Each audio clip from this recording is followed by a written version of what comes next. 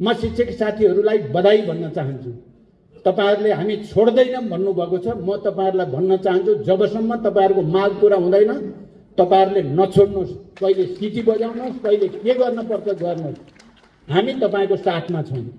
मैले अहिले प्रतिपक्षी दलहरुसँग सबैसँग कुरा गर्न त भ्याएको छैन, त्यसैले मैले अहिले यहीबाट घोषणा गर्न त सक्दिन। तर प्रतिपक्षीको बैठक बसेर शिक्षकहरूको निम्ति जरुरी पर्यो भने विशेष अधिवेशन बोलाएर भए पनि शिक्षकका माग पूरा गर्नेतिर हामी अगाडि बढ्छौं। म प्रतिपक्षसँग आजैदेखि छलफल गर्ने मेरो विचार छ। शिक्षकहरूलाई यति धेरै सताउने काम सरकारले नगरोस्।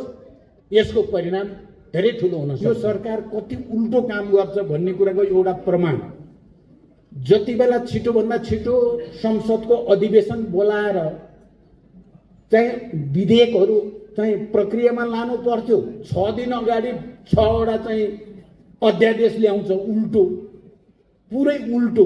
अधिवेशन बोलाउनु पर्नेमा अधिवेशन धकेलेर अध्यादेश ल्याउने अलोकतान्त्रिक निरङ्कुश काम गर्यो। अहिले हतरपतर सदन अन्त गर्न परेकै थिएन। त्यो शिक्षकको विधेयकमाथि छलफल टुङ्ग्याएर तुरुन्तै छोटो बाटो गरेर त्यसलाई पारित गरेर शिक्षकका माग पूरा गर्न सकिन्थ्यो।